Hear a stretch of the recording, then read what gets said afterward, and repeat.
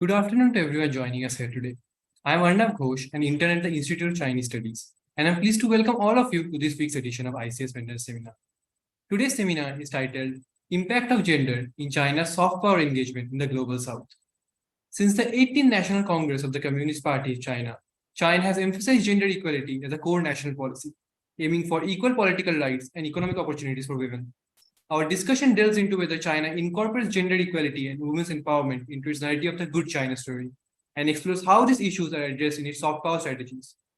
The talk will begin with a comprehensive overview of the unique features of China's soft power, setting the stage for further exploration. It then shifts its focus to highlight the key instrumentalities that China employs in its engagement with the Global South, with specific examples drawn from the South Asian region. Joining us today to discuss this topic is Professor Govind Kelkar.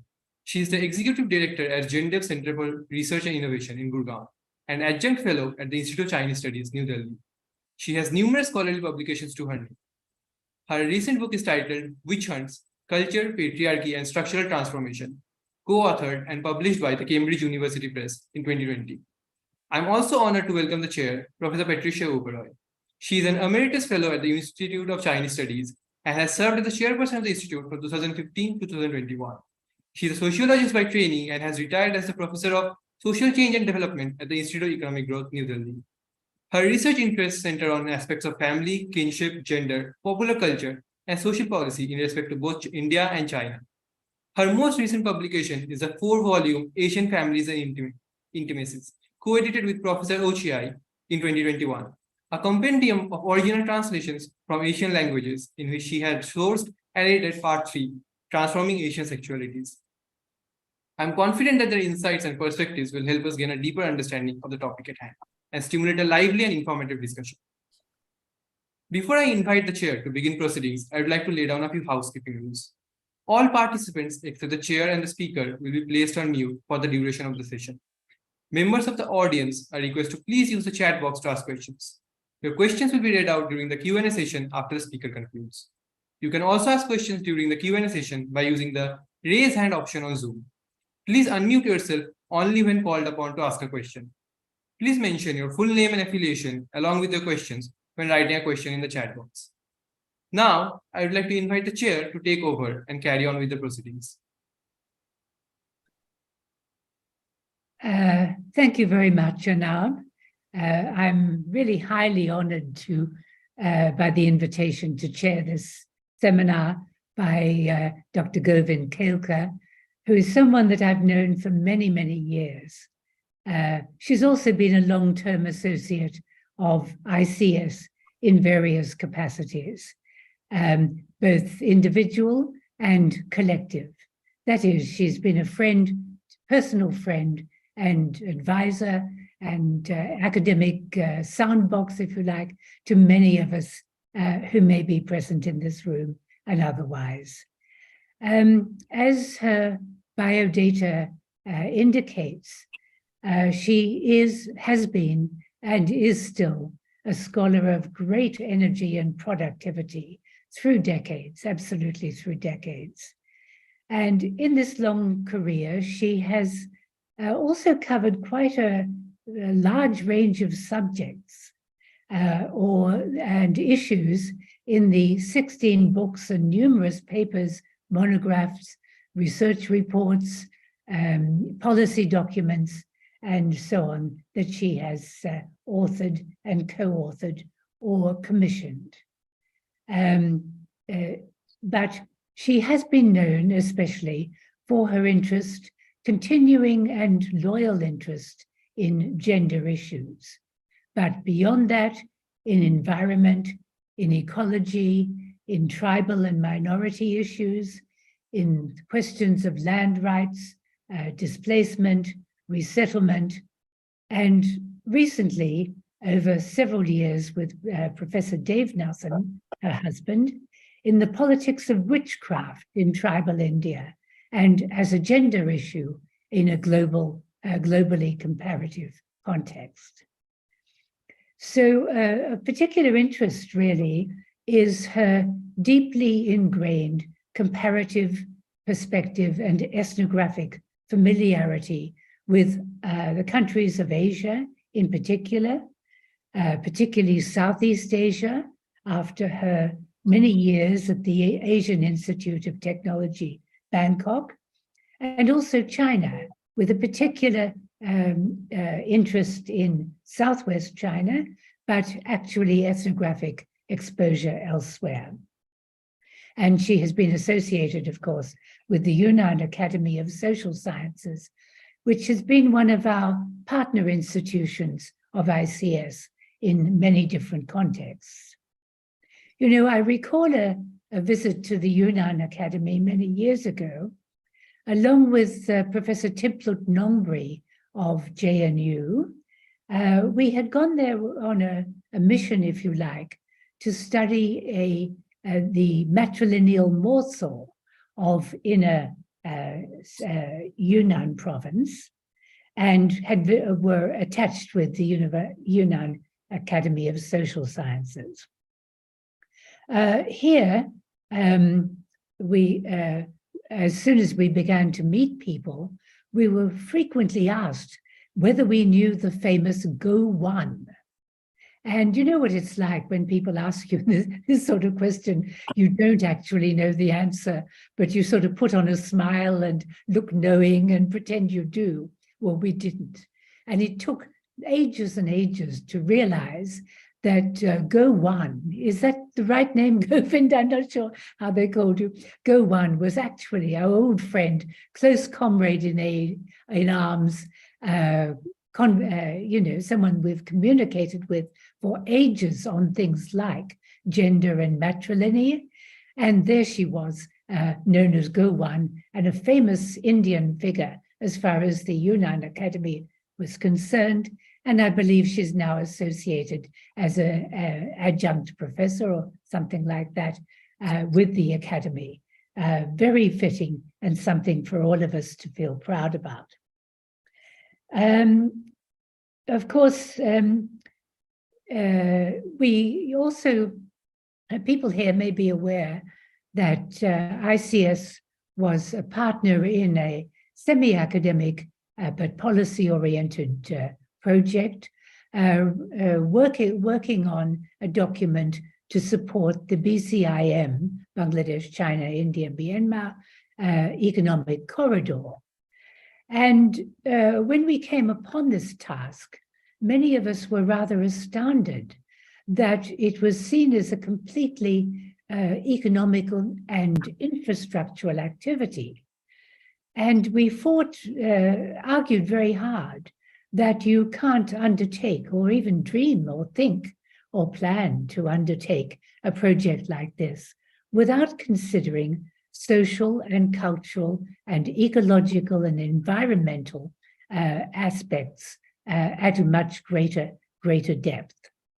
And we put this point of view forward, and our draft report, in fact, contains a chapter on environmental issues and also on the social repercussions of economic corridors, or the potential ones, including, we felt, gender issues. In that respect also, and independent of that, we had many fascinating conversations with her on the theme of gender and trade, because women are not normally thought of as primary actors when you're talking about trade, either at the local level or even inter-country, overland, or howsoever. So Govind brings to our conversations, as I said, a familiarity with Asia as a region. But it's also the present talk is very challenging for us and interesting to see her extending this, including Asia, but to a wider entity, which is titled the Global South. So this is a leap of the imagination and a leap in activities. In addition to that, she's linked her perspective, the gender perspective with which she's always identified, to the idea of soft power, which is not an easy concept to understand, although it has famous pioneers like Nye from the 1990s. But the gender issue to this is quite a new dimension. So we're really looking forward to how she addresses this, expanding our frontiers to a different sort of aspect of interstate, intercountry relations, and also to a larger entity, the Global South. Thank you so much for this honor, Govind, and we look forward to hearing more. Professor Patricia, thank you so much. I extend my greetings to you and to all of us, and really highly appreciate and overwhelmed by your generous introduction. Thanks a lot. We are so familiar with China's hard power that there is a global talk, the China's hard power. And I was thinking that having engaged with China and going for China for decades, probably I thought, how China increases its influence through other means rather than exerting hard power. And then what has been the position of women? Because China, I have studied the gender issue right from the beginning, 1949. So I wanted to really combine the two, and this has been a major task for me. Then there came an opportunity by DAWN, Development Alternative for Women, a regional kind of, a global kind of network focusing on the Global South. And we decided to do this study, 7 or 8 of us. And of course, they are different topics, but I chose this topic to do this. This study is also in collaboration with Ritu Agarwal of the Jawaharlal Nehru University. So 2 of us are really doing this study. It's an ongoing work. And so your comments, your suggestions would be very, very important. Of course, we have to finish soon in a couple of weeks, not more than that. So that is almost kind of at the finishing stage of the study. First thing we want to do really, how do we conceptualize soft power of China? That is one thing that can we have the slide, first slide, please, Pratik? So soft power is central to China's strategic policy. It is not something outside. And it emphasizes conscious cultivation of positive national image. That was to the outside world. And this has been the struggle China for right from the beginning. In fact, I was the second Indian or academic to visit China. And I remember distinctly soon after when Mao died, that one thing, they were so nice to me. And I said, what can I do in return? And they said, you go and tell about China to India.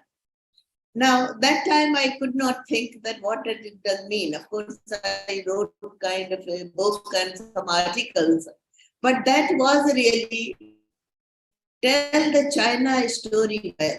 How China is a peace-loving, people-based, and tolerant, confident, and responsible power. That was their perception of the outcome.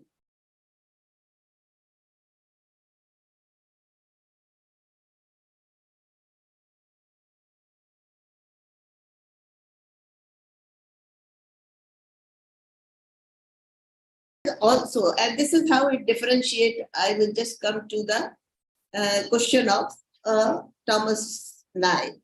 The political report of the 16th Chinese Communist Party Congress stated that in today's world, culture intertwines with economics and politics in the competition for comprehensive national power. So it is a comprehensive national power of which really has two-legged kind of thing. The cultural or the culture, they have talked about their old civilization, and then also it combines economics with politics. So that is what their question, that is their conception was. The question that I raised is that if women were liberated in China, and that was a great deal of Maoist agenda. Women hold up half the sky, land rights for women, self-arranged marriages. All these were introduced as soon as China got liberation. Now, what happened to gender equality issues that are there in China's multilateral and bilateral negotiations? Multilateral UN system, CEDAW and others, and the bilateral is countries concerned in the global South and Asia, Africa, and Latin America. Does gender equality and women's empowerment concern are there in the soft power tools that were used in negotiating or in telling the world about good China story? Okay, look, that we have done this, we have liberated, we have dealt with the patriarchy, we have liberated our women. Was this message given to these powers or not, dealing with kind of thing? It is also argued that China's image has generally become worse over the last 10 years. Chinese scholars blame the West for these failures. There is a continuous kind of attempt that how China is being projected, how they are being projected. And that has been, and they have been contesting this through extending their cultural, civilizational aspect along with the kind of development and prosperity. So that has been, in terms of China's rising material capabilities, they have been also talking of the culture is a kind of a major part. In fact, in many writings, they call it a cultural soft power. So that is also the expression they use, that how great their culture is. Next slide, please.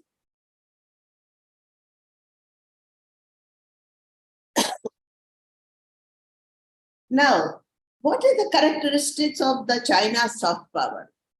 The Joseph Nye, as the Patricia, Professor Oberoi said that, he wrote in 1990 and then elaborated in 2004 and 2011, looking at the US and then the Western powers in terms of the soft power.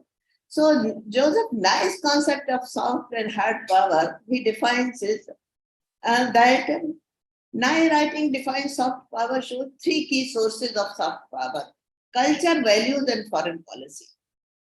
But China's interpretation emphasizes cultural dimension. It emphasizes cultural dimension and tend to combine traditions, ideology, history, morality, and economic governance. So along with their power, these are the kind of features that come in. So these are promoted as if having a mix of domestic and international considerations. It is not only the outside world that they are influencing by this soft power. As we go along, I'll explain that how when the exhibitions are organized and expos are organized, they want to tell their own people also how prosperous they have become, how China has become a great power. And this is really arranging in terms of the kind of identity of a nation that is being created through soft power. So soft power in China is seen associated with political stability and societal cohesion. That is one interpretation. For example, internationalization of Chinese media and higher education institutes are associated with growing new markets and revenue generation. So it is not free fund, kind of, not free for all. So initially when the international students were invited, they were invited on kind of scholarships, fellowships, but later they became also part of the fee-paying student. And they said we need generation for the revenue generation for the university. So this attempt was the second step. However, domestic factors are more subtle, yet discernible. For example, expansion of Confucius institutes present a cultural exposure to international students, all with all the Confucian values, and also to Chinese teachers and students. So the Confucianism or Confucian values were extended through soft power, but they were also expanded or extended to teachers, students, and general public in China. So there is a fusion of material power, cultural power in implementation of China's soft power initiatives. despite reports about lower quality of, and they have been successful. There have been reports about the lower quality of higher education in China. Some students reported that it was not as good as you find in the West, the education. There have been neglect of African students, low, and that in terms of slower techniques of learning. They talked about, there was talk about the Chinese teachers and that they don't learn, and language skills are very kind of slow. There have been, particularly in the COVID time, racial discrimination and cases of the neglect of students in COVID-19 period when the hostels were vacated and Guangzhou and other kind of cities, these students from Africa left high and dry. So there has been this kind of, and they reported about this, these kind of racial situation. So there has been, but it has not really stopped the soft power. There has been a dramatic rise in international students. It was for reasons that they were getting degrees from outside. China was being presented as a kind of major economy, and that's why doing a foreign degree was better. It also happened for the students of, as we go on, we will see Bangladesh, Pakistan, and few other countries, that a large number of students were there and they were studying. They also faced this kind of problem. Next slide, please.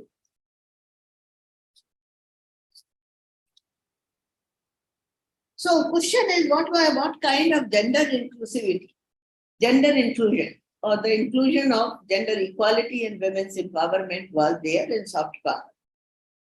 There are two contradictory trends of Chinese state with regard to the gender equality. One is to project model for gender equality, that our women have been liberated. Women hold half of the sky. They have the land rights, they have the housing rights, and they have the mobility. And the South Asia, global South suffers from these, and particularly South Asia suffers from this. And the other thing that Chinese you find, and that's why I call it contradiction, traditional position of women with existing lower social existence and Confucian values. That was the important thing. What are these Confucian values? Obedience to men, entire responsibility for the family upkeep and family harmony and dispute resolutions within the family, and not take part in decision making. All this kind of obedience and dependence that is generated, and those who are from India are very familiar with this, that these were the part of the Confucian values, and they were really never questioned. Maybe it is too much to say that they were not questioned. They were questioned by the party, they were questioned in the policy, but they were not questioned in the practice. And in Chinese history is full with this. And I can give you the example of Cultural Revolution, right from the beginning, 70s, when the Lin Biao and Confucius was attacked, that even the two important things, matrilocality was promoted, and care work, which we are talking now, that was sharing of the care work was also kind of in the policy promoted. But at the same time, repeatedly throughout this history, it was said that they have the responsibility for the family. And now, a present situation, coming back, I mean, we can take these phases of the history later in question and answer, that in October 2020, as late as that, what is the high-level meeting of the Beijing 25? Beijing was in 1995. So this was the fourth meeting of the Beijing 25. President Xi Jinping acknowledged the important role of women play and call for the national action for gender equality and women's empowerment. I don't want to read the entire thing, but look at number 2. Need to strive for genuine, there is a need to strive for genuine gender equality creating opportunities for women's participation and decision making, and eliminate prejudice, discrimination, violence against women, and make gender equality a social norm and moral imperative for all. That is how many things are this is included, because this was China has been a signatory of a lot of international instruments like CEDAW, the Convention Against the Elimination of Discrimination Against Women, and SDGs, Sustainable Development Goals, and a number of them like that. So it wanted to project itself that that is their policy, and they want to really, through soft power, it should be extended. Next one, please. The next slide. So if this is the structure of the soft power, the question comes then, what are the mechanisms of China's soft power? How they created these influence, and what were the tools that they used to extend the soft power? How they began to, what instruments were used in terms of. So there are 4 instruments that we notice. One is the Confucius Institutes, language cultures, Confucius Institutes, and second was China's educational internationalization, inviting many Chinese scholars, many outside scholars coming to China and projecting them that how great the China is, and they were the ambassadors. They call them, they were the ambassadors when they go back. I'll come on details of this. The media, China's international communications, and sports, expo events, and tourism. These have been driven by increasing attractiveness to China, its culture, development, and prosperity. These are the 3 things. They were all driven by to showcase culture, development, and prosperity. However, we do not find any evidence of gender equality concern in any of these mechanisms, except very lately in case of Nepal. In Nepal, about 260 women were trained, and some were trained in about 50 women were given in entrepreneurial training. And I think that is very token kind of thing. Those of us who are from India, we know how these token things continue. In a country of large scale, kind billions of people, if you have the 5,000 women, how does it go forward? Next one, please. Next slide. So the first is the Confucius Institutes and Confucius classes. These were the 2 terms they were known. And in this, according to recent official reports of June 2020, there are 541 Confucius Institutes and Confucius classrooms in 162 countries and in all regions. Chinese officials tend to emphasize China Confucius Institute's cultural and education mission. External kind of forces only as kind of peripheral. Some call it as these are the peripheral propaganda branches. They are not really of any other kind of, that has been also critiqued by others.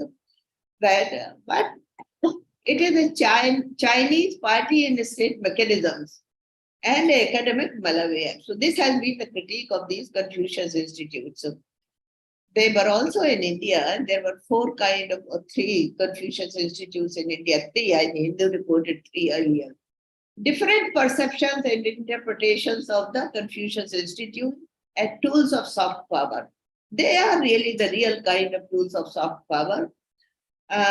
They carry diplomacy and cultural exchanges, and they promoted gender and social power asymmetries, power balance. I mean, they did not talk of equality. They did not talk of, they talked about social cohesion in the Confucian terms, and they talk of cultural kind of systems, but with peace.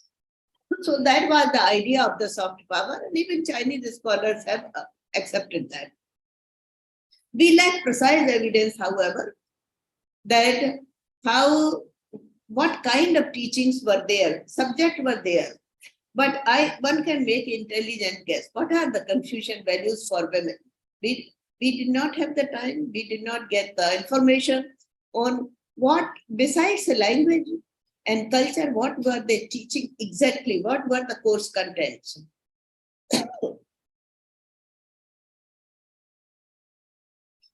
But if we know anything about Confucius, then we know that they will promote traditional roles and responsibilities for women. That is the intelligent guess I'm making. Maintaining family harmony, entire responsibility for household work, and general subordinate existence and family and society. In 2009, Professor Jiang, who was the director of the Confucius Institute in Bangladesh, he stated, learning is the best way of building a strong relationship and minimizing gap with people of different countries. It works like a bridge. So Confucius Institutes were really like a bridge between China and their countries.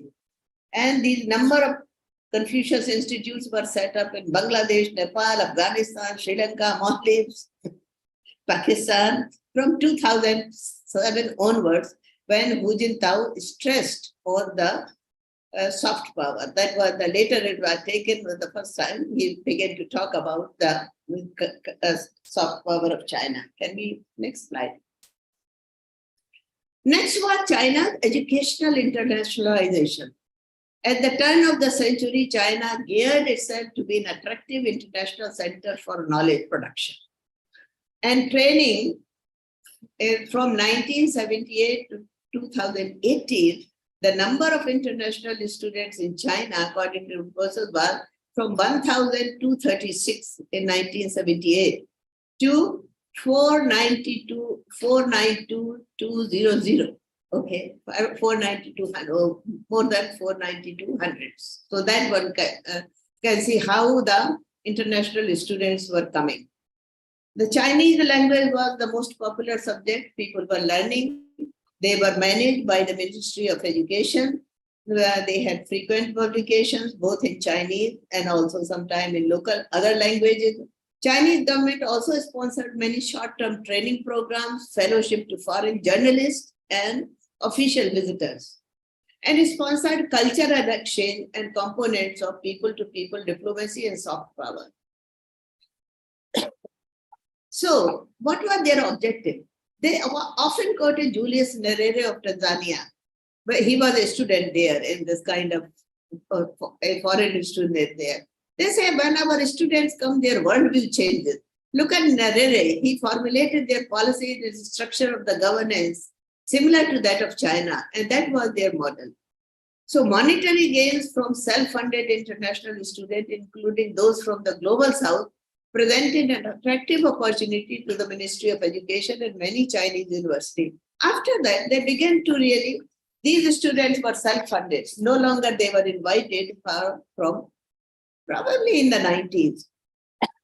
Whereas many students and short-term visitors from developing countries returned from China, major question was that they were expecting they will have appreciation for China. However, there were kind of critique of the China's market logic, combining market logic and culture. People did say that their education standards were low, there was racial discrimination, and what is this kind of soft power? We are not getting anything from this international education. But that number was very, very tiny. Lot of the appreciation came for this higher education.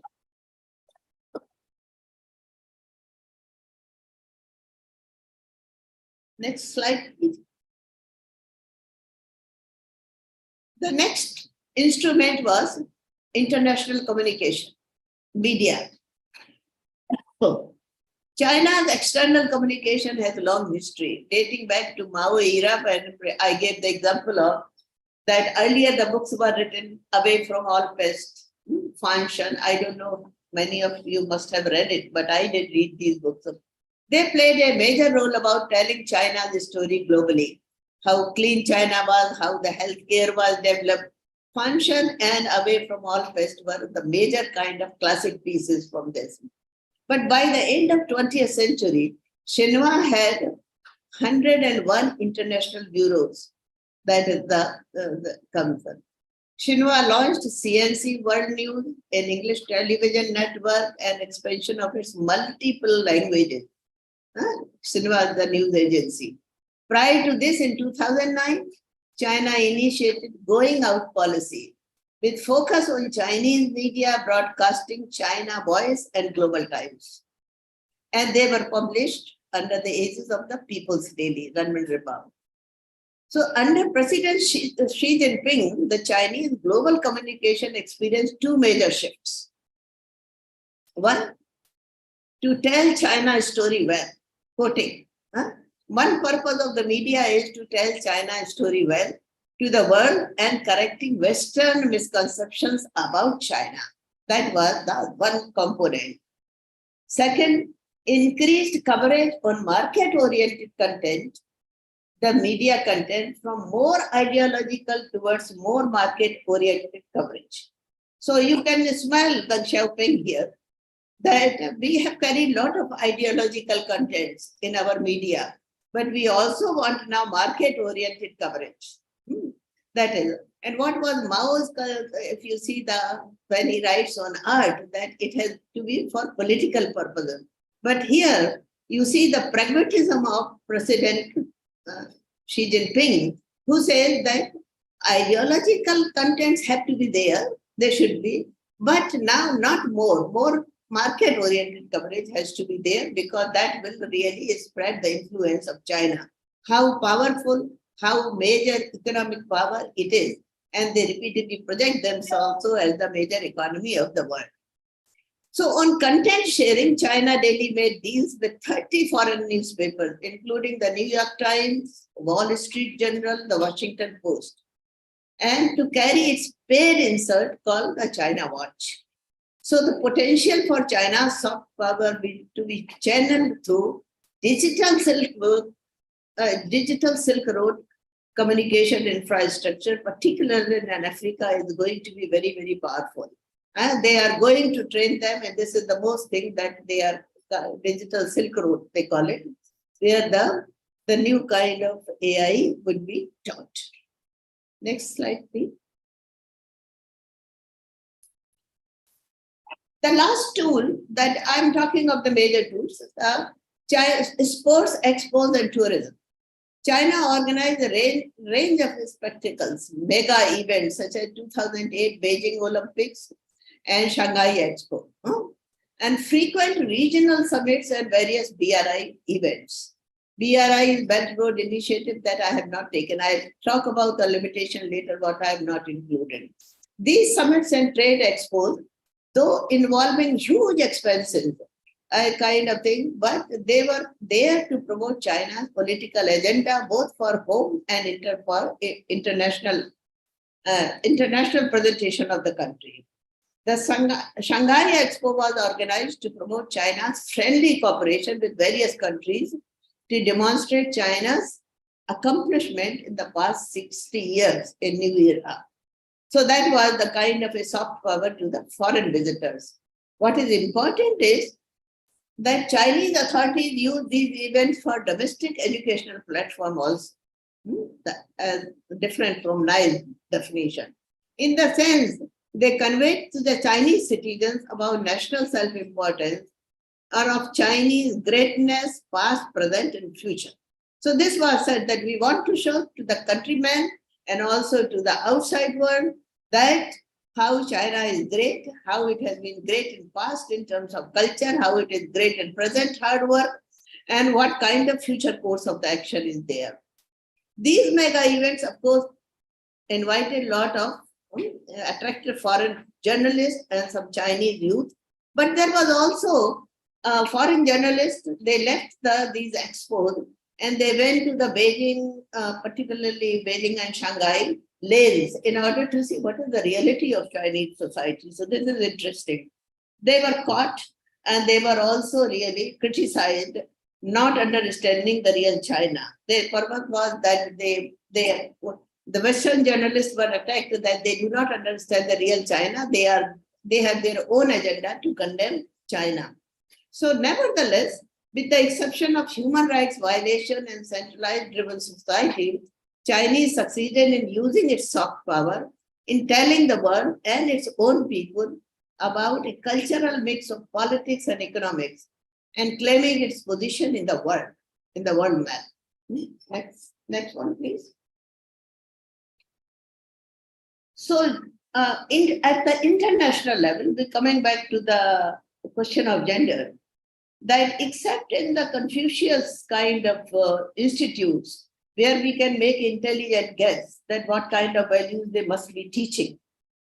But we do not find, there is a total absence in other tools about gender relations, about women. They talk of culture, whole thing is subsumed. There's asymmetric relations, inequalities, whether it is gender inequality or social inequality, these were really subsumed and kind of in presenting China as a kind of world power. So, but China committed to CEDAW, Committee on Commission on Social, Committee on Social, what is CSW?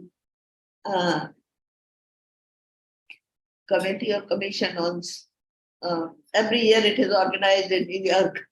It is known as CSW. I'll give you the full term right now. And Sustainable Development Goals. These are the major kind of things. However, China still failed in meeting the goal 5 of the Sustainable Development Goal, which is the goal of gender equality and women's empowerment. It's not only China, other countries also have failed. I have not tried to compare India and China, but at this point I will say that on gender equality, most of our South Asian system and Southeast or whole of Asia actually is very kind of presents a very bleak picture. Systematic barriers to gender, elimination of violence against women have been identified from unjust trade by women, unjust trade and investment agreement, but they have not been given much attention. More attention has been given in terms of saying that gender inequality is because of the resource grabbing, climate change, patriarchy, and fundamentalism. And we are trying to address these problems. So China does not have any definition of the discrimination against women still today. Violence against women, Me Too movement, just taking the shape now.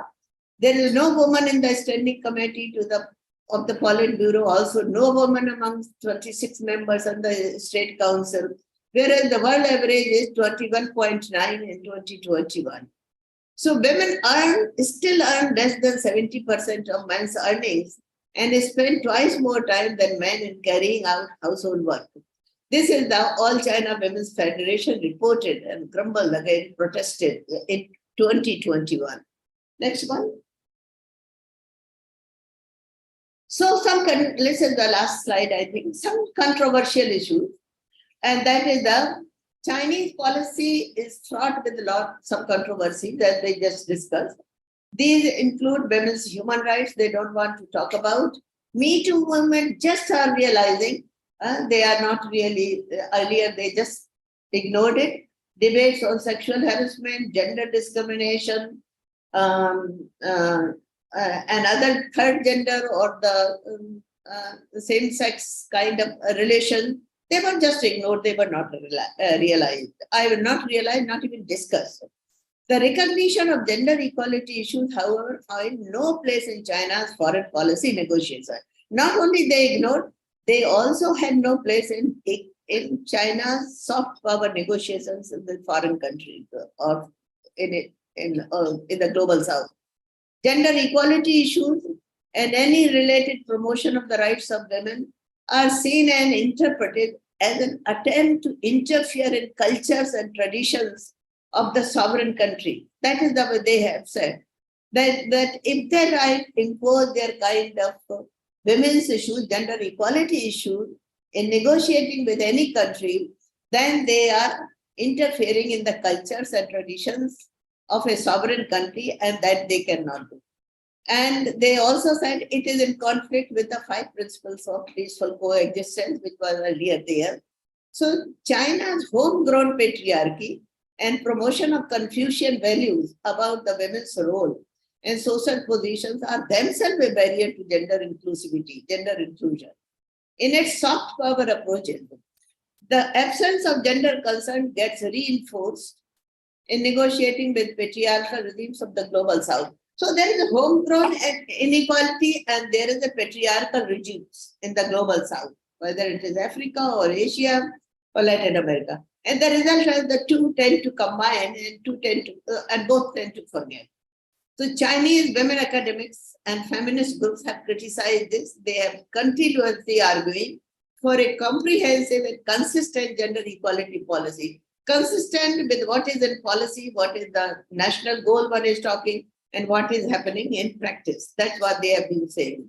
So there is G7 group, there they have criticized, and they said Sweden and Canada have the feminist component in their foreign policy, why China cannot do anything. These did result in some recent examples of attention to gender equality issues and BRI negotiations in particular, and accounts being presented at the global forum like the UN.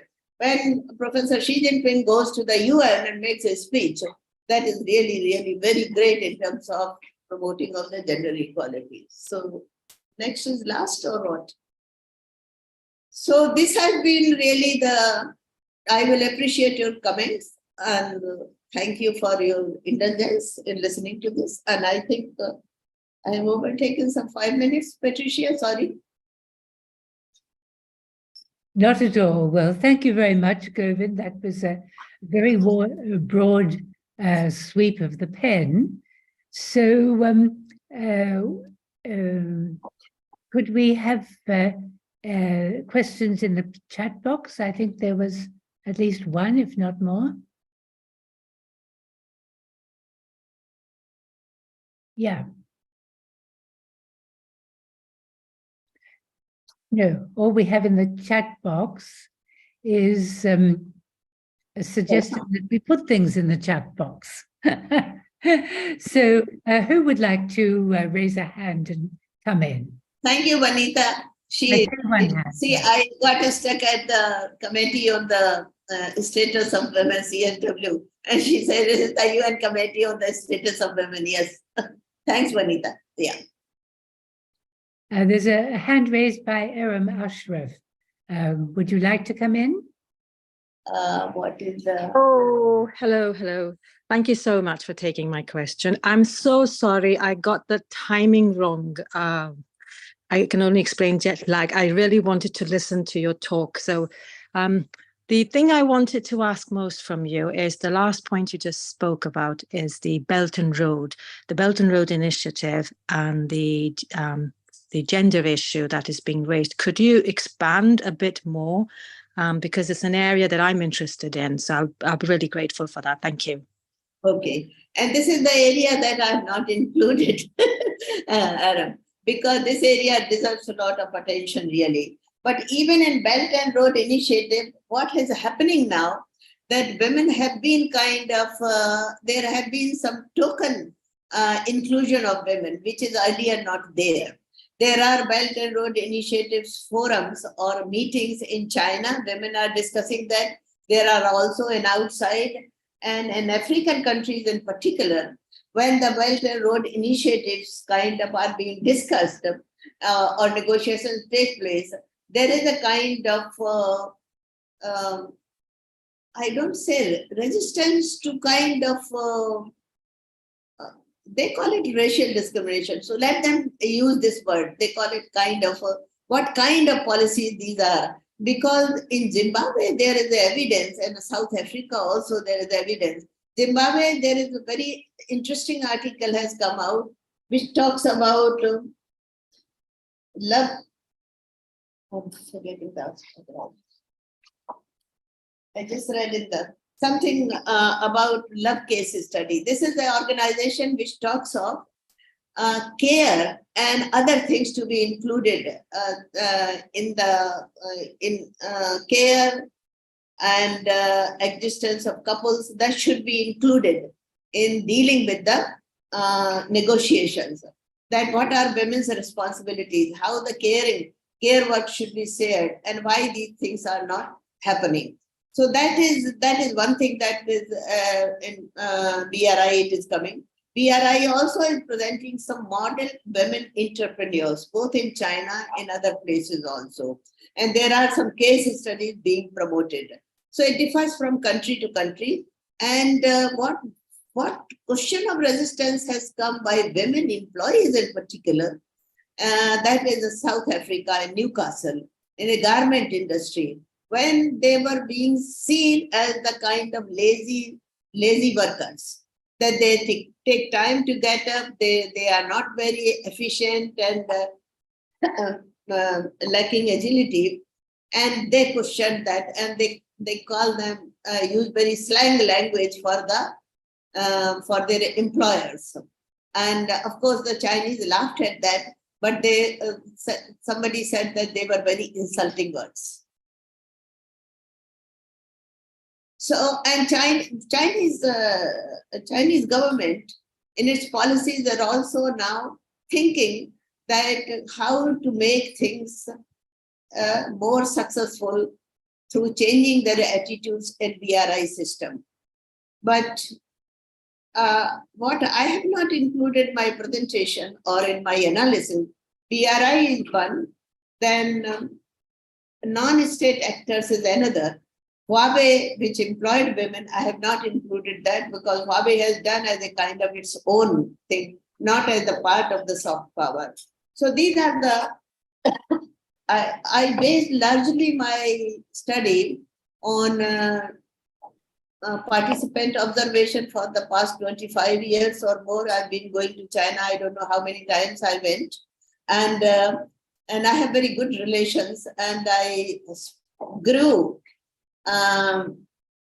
admiring China. So when I present these things, I still admire China. These are the, I mean, how you can, but admiration does not mean that we don't have the positive critique. Of course. Thank you. Thank you very much. Thank you.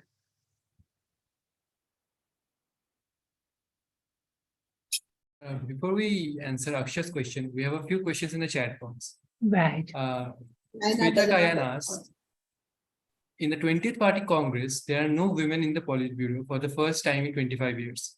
Could you please share your thoughts on the matter? The question is that Chinese have been following this policy systematically, that women's freedom from home, they should participate in the work, then they can be free. So women's mobility. And then also other things were that self-arranged marriages and all these kind of things were there, which gives them the power. Mobility and two things, mobility and asset control. So land, housing, economic rights, they should have. What right they did not have, really political participation. I mean, there were only one or two leaders, even Mao's kind fourth wife, Jiang Qing. I mean, one of the conditions for 20 years, it was laid on her that she would not go out in public. She would not show her face in public. And she was a very capable person. So that was really surprising that these conditions put. So the tradition, what are the two contradictory things? One is that you want to liberate women, you want to promote China, which was very, very kind of poor name, from nameless women to asset holders. And I've done a lot of work on women's land rights in China.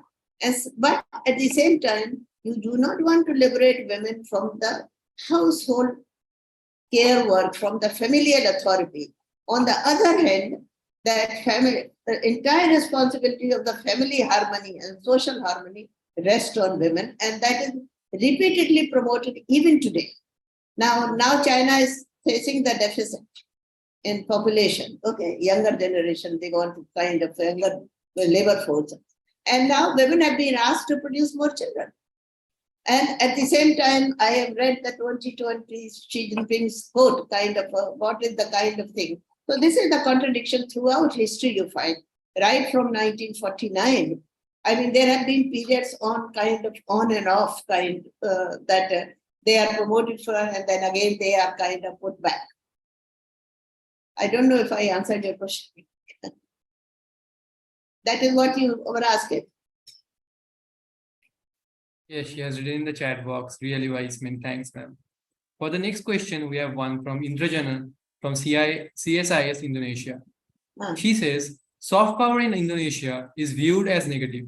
Any direct sponsor of political dialogue, such as the PKB political party in Indonesia, being dialogue to ambassador, and whether this kind of teaching, I'm sorry, it's a little difficult to read her question. Is she present at the meeting? I think she's present at the meeting. Indrajana, if you could please rewrite your question one more time, it would be really helpful. Or she can ask. Or she could ask. Yes. In the meantime, I think we can move on to Aksha's question. I think Indrajana has been made co-host. If we can just ask her to unmute herself and. One of the things that is China has very difficult relations with Indonesia with regard to soft power.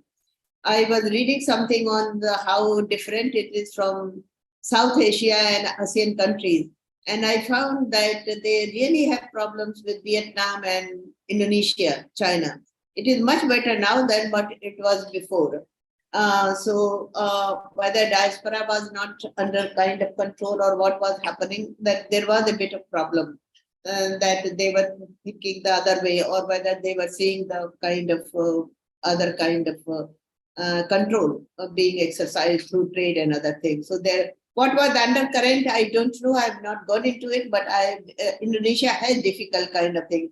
So if soft power was criticized as the kind of indirect way of coming to the country and controlling the country, that is quite valid, because this was the feeling shared among many countries, that is both in Asia and Africa. The country where it was not shared, I say Pakistan, Bangladesh, they did not have this kind of fear. But implicit fear otherwise was mentioned by some academics in all these countries, including in African countries.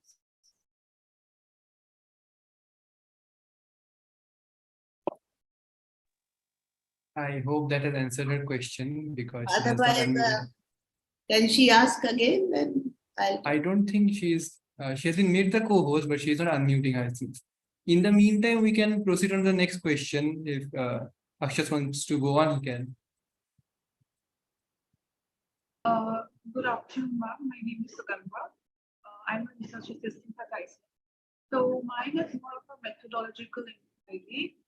When we talk about China's engagement with the global south, most studies follow the same methodological framework of viewing China as an imperialist power, thereby focusing on the power dynamics between the nations. Are there any You are breaking it between methodology and the viewing China as neo-imperialist powers, thereby focusing on the power relation between the nations. Are there any interdisciplinary and intersectional approaches to gauge China's interaction with the global south?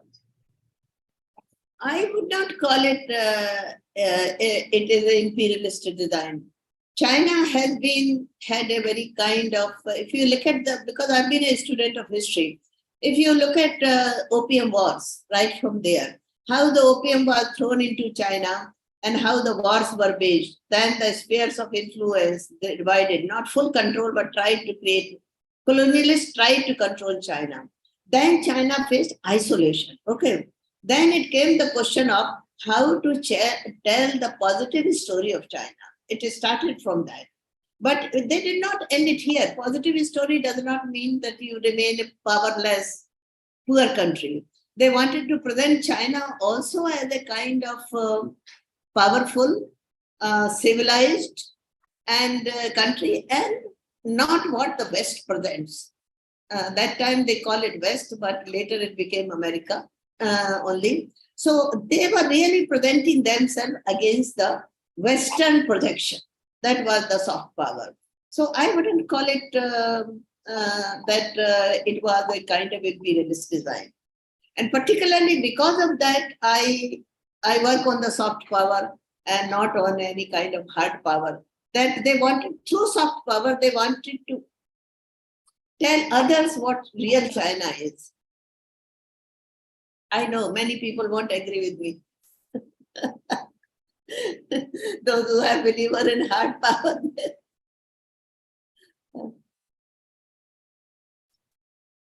Okay. Ritu has written something. Do you Yes. agree that cultural soft power is mainly used by China for increasing its domination and influence, rather negotiating the cultural asymmetries of power at the social level? Does it also indicate a shift in China's image of women from Funu to Newshin? To some extent, yes, Ritu, I agree that they were kind of, but I look at the gender question in a very kind of, I call it real sense. To me, women's participation and in the work is not really their kind of, it is only half of the story or less than half of the story if we have.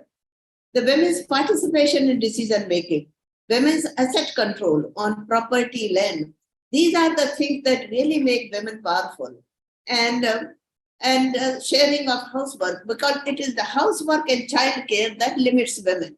This is the daily reality of women, which they have been fighting since the 1949, soon after that, till now. And now there is a global fight between women and the regimes that care work has to be recognized as work. It has to be shared. And this battle is still going on. China started much earlier. There are some songs which really one needs to look at by peasant women when they feel that, say, okay, that the man asks them some water and says, you go and get it. It's no longer, I am not your slave anymore. So this enslavement of women within the household was very much in China, and they have liberated from that. But what has come back in the BRI also at home is the question of really lot of violence against women has increased. That is also, it was there earlier also, can't say. But now there is a lot of report against the violence against women in China. And they are still facing the problem. Now they will soon recognize the gender discrimination and violence against women also. Me Too movement now, just new case has come where they have taken care of the one person who was accused of the sexual harassment in the workplace, an important person.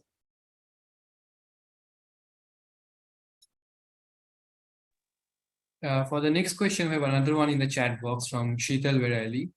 She says, good evening, ma'am. Thank you for your presentation. I informed from your presentation that China does not acknowledge the existing gender discrimination, especially after 1949. My question is, how do women and the civil society address this problem that is invisible to the state and society? Thank you. How the civil society? How do women and the civil society address this problem that is invisible to the state and the society? Yes, that is a very large question. I agree that is that now if the civil society and the regime, any regime, does not see that, doesn't mean that I'll say because it is happening everywhere, so it should happen in China also. When I look at, because China has some record on women's liberation, okay? We have done a study. How many countries have given land rights to women? Not as many given, in China did. Repeatedly, and from 1949 to 2015, the land rights were repeatedly kind of given to women, I mean, reinforced. Now, but somehow, political decision-making, they did not consider. So that question would be that they were still, with Ritu has pointed out, that from Funing to Newshin, that was the framework that they were using. Well, would you like to explain that to the wider audience? Funu and Newshin? Ritu can explain better. She has read. Ritu, why don't you explain? She is a co-author. Okay. Yes, I was actually, I was muted for some time. That is why I was not able to, now it is working. No, actually, yeah. I mean, my understanding, as we were studying about gender in China, is basically when they use the concept of Funi, is basically when the state take the responsibility of liberating women. So you have this role of state bringing out land reforms, marriage reforms, those kind of issues. So the responsibility was with the state to take care of, take women to some aspect of liberation. But when this China has used this concept of niching, they basically left it to women themselves. So the idea of niching is that you are an individual in the market reform strategy, and you are supposed to not take care of your rights and interests on your own. So what I was trying to say, there's a kind of a again turning and twist, where now they are no longer, of course, taking the responsibility of liberating women further, leaving women on their own, fighting for their rights and interests, and through various online mechanisms. And then maybe now taking women further back through this, as ma'am was saying, through this Confucius values, culture, traditions. So it is now, one doesn't know where is the role of the state. What is the role it perform? That is a kind of a thing I was trying to suggest. What binds the two, I have a footnote to Ritu. What binds the two is that state has not withdrawn from women. Okay, state is still why we read that what is the moral code for the whole country, that how we should treat women. Xi Jinping is saying that. So that means they want really a code for the kind of thing. But what is not happening, that they are not implementing this code. There is no effort made to implement the code, which kind of is very, so that's why there is a link between Funu to Nushin, that they are not left on their own. The women like us, in India, we were in China, the important women are on their own, which is everywhere it is there. But they are also they don't go in the political system. If they question the political system, they would be sidelined. There would be attempt. So there is state control. State control has not diminished in my analysis, along with the market forces. And that is the definition. That is the difference between Dye's definition of soft power. He says American democratic values, they were attractive based on that. China was really attracting people on its civilizational grandness. And then they were so great, the civilization has been 5,000 years old, and then they were talking about. So in this civilization, the responsibility to women on child care, family harmony, those Confucian values is very much stressed. Earlier it was stressed in a very implicit way, now it is very explicit.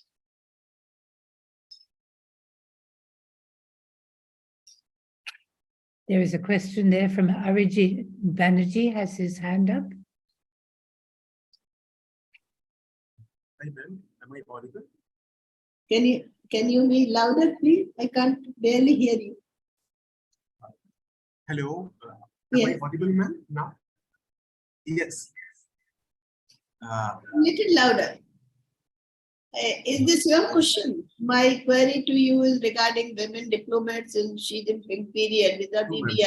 No, BRI. Do you also see that it replicates the political system where women have much lesser representation? Thank you. Is this your question? No, this is Bhim's question. Yeah. You can. That is do you want to answer this question, ma'am? No, I was asking that, ma'am. I'm working currently on Engling and May 4th literature, and in that paper, while I was reading May 4th literature, I was seeing that how in Lu Xun's Regret of the Past, Shanxi, and in Tingling's writing, the Diary of Sophia's Diary, secret, that the woman is not adequately being represented in this is the impossibility of representation in literature. And there is, while researching on this, I came across a paper that also to a certain extent highlighted how during post 1949, how nationalist movement in China usurp the women question, because to a certain extent that individuality of the women's agency couldn't unfold itself, and it got subsumed under the cult of Mao and overall a statist agenda.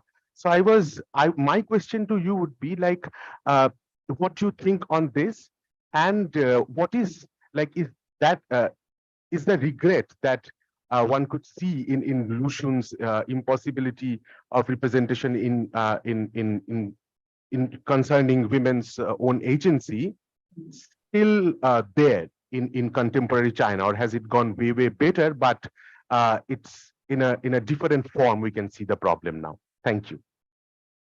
Thank you. Yes, very interesting question. Yes, I agree with you that Lucian was in a different track, very important track. Okay, and individuality of women was recognized during that time.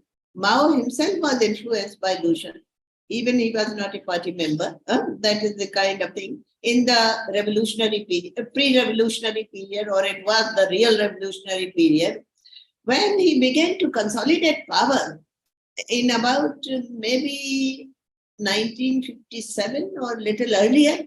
And that is the time socialist construction became the priority, and women's liberation became number 2 or even number 4 kind of thing. There were other priorities that time. So you see this. And cultural revolution, women got a lot of setback. I mean, which was the real revolutionary movement kind of thing. They were, because everything was the construction. So a dichotomy was created in creating socialist value and women's freedom. While the two go together, but it was seen in a typical kind of orthodox Marxian thinking that if the country is liberated and the power relations are changed, women's relation also would be changed. What are the layers? Women's subordination within home is not really, doesn't liberate them unless you take the gender question in itself. Gender is not a subset of poverty reduction policy, neither a subset of revolution. Gender has to be, it is a revolution within revolution or revolution by itself. It has to be addressed. That is what the kind of, they have to be treated as individual, not somebody's wife, not somebody's daughter, not somebody's partner. And that is the liberation we are talking. Economic rights, political rights, and mobility rights. These are the only 3 rights women want. That is the kind of, they want it then, they want it now. So limited freedom they have been given, and more kind of first too, but really every time they have presented 1 or 2 leaders. Kang Ka-ching was a strong advocate of women's liberation. Mao's 4th wife was also a strong, very strong person, but she has been vilified because of the Gang of 4 at that time, imprisoned her as the kind of seductress and all this. So this game we have to, as a scholar, we have to understand these games and not go by the projection, what happens. Ma'am, I have a following small question from this. Can I ask? Yes, please. Please go ahead. Like while I was reading a memoir by Utpal Dutt when he visited China in 1979, and he met certain party officers, and during that time, the India-China Friendship Association again reopened. And then he wrote a memoir where he like presented a narrative where the entire blame was imposed or given on the Gang of 4 and primarily on Chiang Ching. And I somehow guessed the narrative that the narrative, the representation of the narrative primarily was trying to save the image of Mao. It was continuously trying to save somehow that Mao tried to resist the Gang of 4, but eventually failed. But at the same time, it was Chiang Ching, what you pointed out rightly, ma'am, that she was vilified Yes. to that extent that, do you think that it was in order to save China's image at that time, so that and befallen on Chiang Ching and the gender to a certain extent, it got to a certain extent usurped? or more complex rather than to put the blame entirely on Chiang Ching as a sole responsible woman to construct the cultural revolution on her own? I think I don't think Changching was so much for women's freedom, women's liberation, but she was a very important political figure, very important leader. And if Mao had not put her in that role, and if she was really a comrade to Mao, Mao would not have become so weak. This is my kind of thing. Mao was also, of course, getting old. People like Gang of Four were becoming more powerful, more radical kind of thing. And in that radicalization, they thought that this is the attack on kind of. So some people get vilified, and she was vilified. They tried to play this game to Zhou Enlai also, but they did not succeed. That time, Mao and Zhou Enlai were together. So this was a stronger kind of thing. To Lin Biao, I don't agree with this theory. Lin Biao was also vilified to a large extent. They said he wanted to really overthrow Mao, wanted to go there. He got killed in a plane crash in Mongolia. So, but people vilified. So this kind of thing. So when we look at the history, then we need to look at this. But I admire the May 4th period movement very much. But what was only problem with this was that time, it was only the women intellectuals and women kind of elite women who were part of it. It was not a mass movement. If those ideas have come in the women's movement in general, things would have been very, very different. Well, I think we could now pass on to Beam's question in the chat box. Beam, if you're there, would you like to put it in person? Yeah, thank you, ma'am. I just came from my office, so just listen to the second part of the talk. Good afternoon, Professor Govind. Nice to hear you again. Yeah, my question is with regard to women diplomats, because you talked about soft power and at the same time in the BRI. So many of these BRI countries are in South Asia, Southeast Asia, and as well as Africa and all. So how do you see women diplomats playing a role? Because I see the BRI being a pet project of Xi Jinping and also being very... Just go back a little bit. How do you see?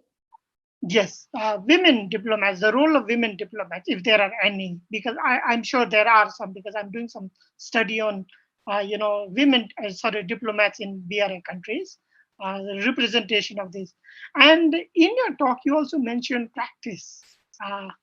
Not, in policies and all, they do have certain, women have representation and being, but in practice, many of the institutions of gender inequality is still maintained.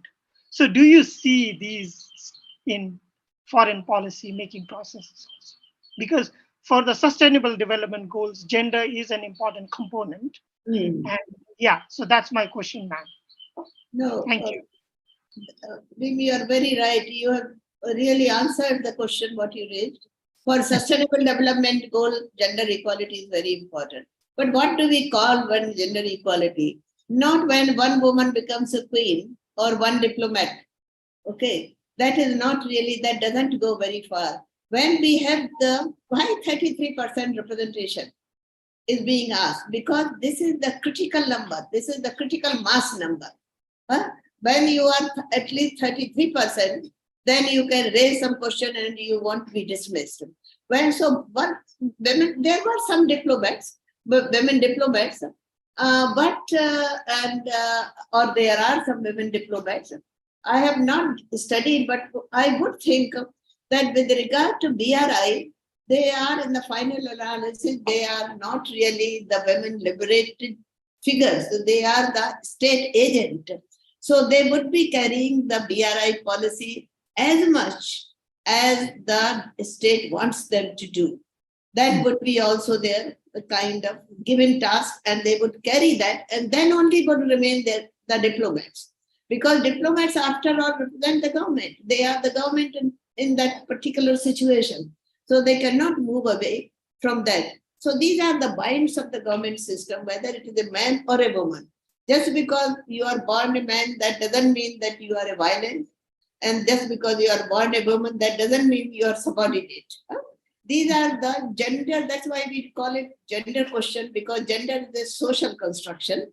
It is created by society and not it is part of, not the essential elements of your thinking or body.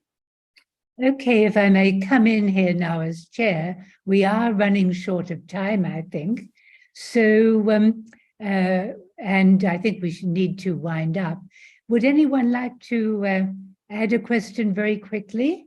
Otherwise, we should conclude, I think. Is that right or not?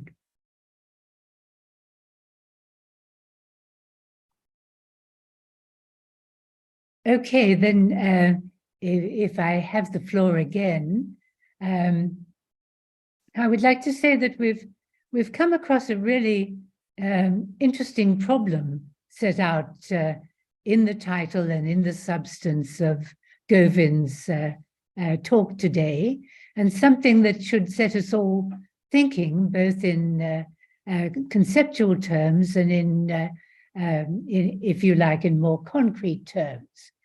Because what we saw was a very detailed explanation of China, the different aspects of China's exercise of what is called soft power, like the Confucian institutes, like the internationalization of education, either Chinese institutes abroad or welcoming foreign students, like dealing with the media, like sports and exhibitions and forums and so on, grand and wonderful occasions as they're staged in China usually, which will leave our G7 and other initiatives looking pretty small and ordinary. But I think that ultimately having done all that, we find that there is no role for gender. So the gender is not an aspect. And I think that this makes us think about the whole concept. We need to rethink the use of the concept of soft power. Yes, China has, in the ways described already by Govind, served as an example on things like women's property rights and so on. But there are also negative examples as well. And the question lies in really first of all, the difference between hard power. Everyone understands hard power, whether it's military or defense related, or it is economic. That is the brutal exercise of power to strike awe and respect in other countries, and maybe their desire to catch up, to do the same thing, to match what the Chinese have, and all that. So you want to be able to, stand up to them in the global world, whether at a military or an economic level, and so on. So that's the brutal aspect of hard power. And then, and the trouble is that soft power is meant to be the art of gentle persuasion. Now, you've given examples where the Chinese institutions have tried to persuade, but not very gently. And this is backfiring in one country after another, as people feel that the art of gentle persuasion is actually kid-gloved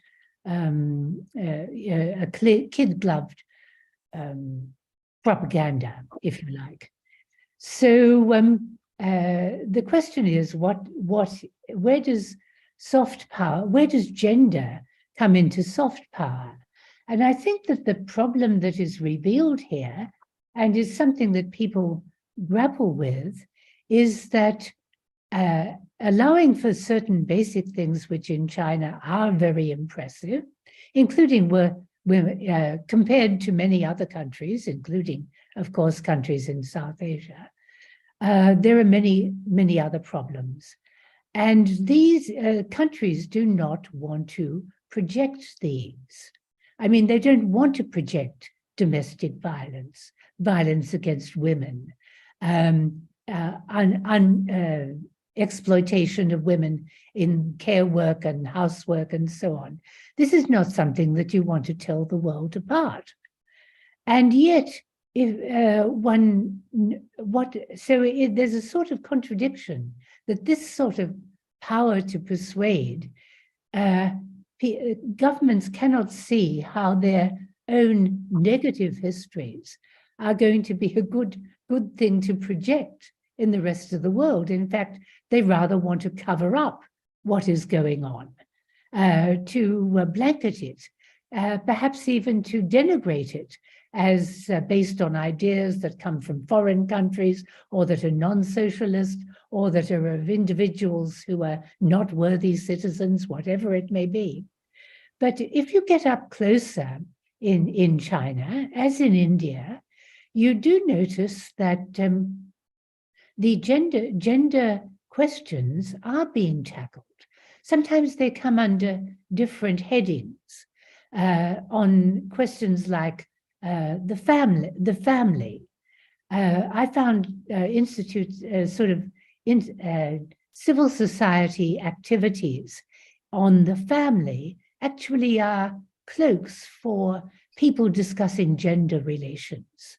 So it's not all out there in your face, but when you get up close, that's where it is, because women are asking, what about us? What about our reproductive rights or our rights to have children, to not have children, to have children as single women, whatever it might be. And I have certainly attended workshops in China where these questions are discussed very frankly, very brutally often, and tradition is called into question all along the way. The trouble is you can't project it as soft power, although in my opinion there should be, and you will find that Chinese, that people can speak out in foreign forums, but perhaps not improving their reputation at home. So there is this particular problem with a problematic area, namely gender relations. We insist that a lot has been done, a lot remains to be done, but you can't project it as a great triumph to convince and convert the rest of the world. No, there are still problems there. The other thing is that one thing that Govind didn't mention, and which I've seen quite a lot of really interesting literature of late, very sophisticated, in which the link is made between gender and soft power, or the international reputation of different countries. And this is particularly with reference to LGBT issues, the LGBTQ and all that stuff. And it's become quite an issue of debate that Taiwan is able to stand up and in an Asian context and say, hey, we've agreed to same-sex marriage. And what about the rest of you? You know, we have changed our attitude to these. And this has become, in fact, a very major, it is something that under gender should be talked about. The LGBT issues and how different countries are looking in that respect on a global platform. And there we see that China is not doing very well at all, and that it doesn't look like it will be going very well. A small country like Singapore, which is very Sinified, is also very ambiguous. And suddenly Taiwan is looking like an example, not just for Asia, but for heaven's sake, for the United States of America. So I think that we have to also broaden our, think a bit about the concepts of hard and soft power, take that away. And secondly, if you are going to have these questions of gender, we should also map in the LGBT issue as something in which national standing is becoming very obvious over the world, and people are thinking, speaking, and taking it on. Just look at the news from Uganda just yesterday. So that I think we have to look at such issues as well. So thank you very much once again for pioneering the gender question in social science onto the plate, into our minds. And thank you for the audience for your very interesting questions. Good afternoon. Thank you, Professor. I would like to seek your permission to end the session. Go ahead. With this, we'll wrap the session and we thank our speakers for giving us their precious time. The video of today's discussion will be available on ICS's YouTube platform. We at the ICS conduct seminars every Wednesday. Information related to the same will be available on the ICS website. Or you could also subscribe to our newsletters for regular updates. Thank you. Thank you.